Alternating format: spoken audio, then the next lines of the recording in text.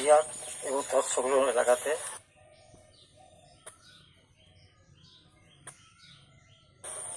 সেখানেতে একটা ঘূর্ণাবর্ত দেখা দেওয়ায়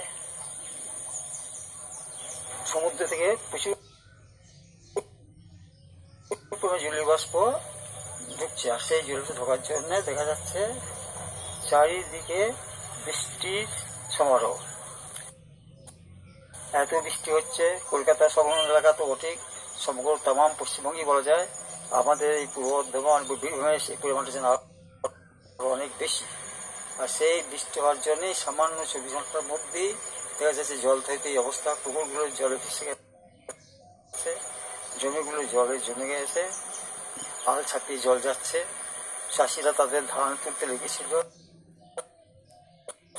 সেই ধানগুলি অনেক জায়গায় তারা ঢাকা দিয়ে গেছে, কোথাও বা তুলতে পারে না, ঢাকা দিতে পারে নাই। এই যে অবস্থা দেখা যাচ্ছে, ঢাকা দিতে পারে না, ঢাকা নেই, জলে ভাসছে। আবার ওই যে দেখা যাচ্ছে ঢাকা যাবে এসে, আবার ওই ছেলেরা তাই কি করছে, মাছ ধরবার চেষ্টা করছে। শুধু ছেলেরা নয়, বিভিন্ন লোক সেখানে সমস্ত জলের মধ্যে মাছ ধরার চেষ্টা করছে। তারা জাল নিয়ে এসে তারা সেই সমস্ত জায়গায় মাছ ধরার জন্য উঠে পড়ে লেগেছে, যদি কিছু পাওয়া যায়। এই আর কি, আজ তো কাজ নেই, কাজ প্রায় বন্ধ বলতে গেলে।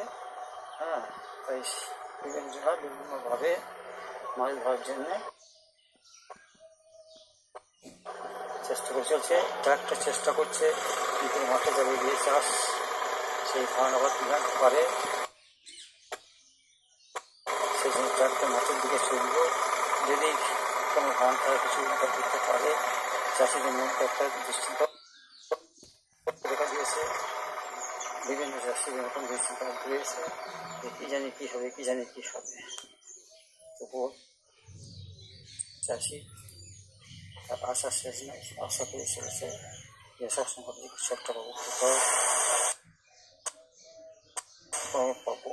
হ্যাঁ, সেই পাওয়ার জন্য তাদের বহু রকম প্রচেষ্টা রয়েছে। এখন ট্রাক্টর এসে থেমে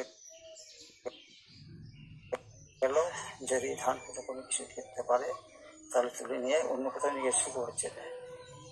দেখা যাক কী করতে পারে। তবে জলের মধ্যে প্রচুর মাছ রান্না শুয়ে গেছে, জল ছেঁচে তার চেষ্টা করছে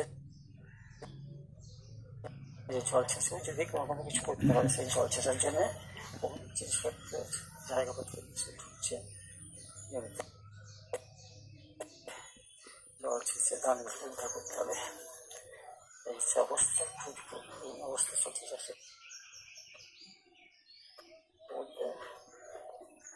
লক্ষ্য দেখতে বুঝতে পারা যাবে।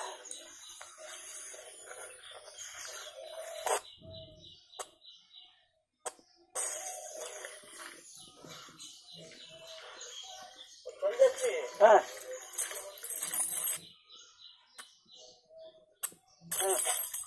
হ্যাঁ,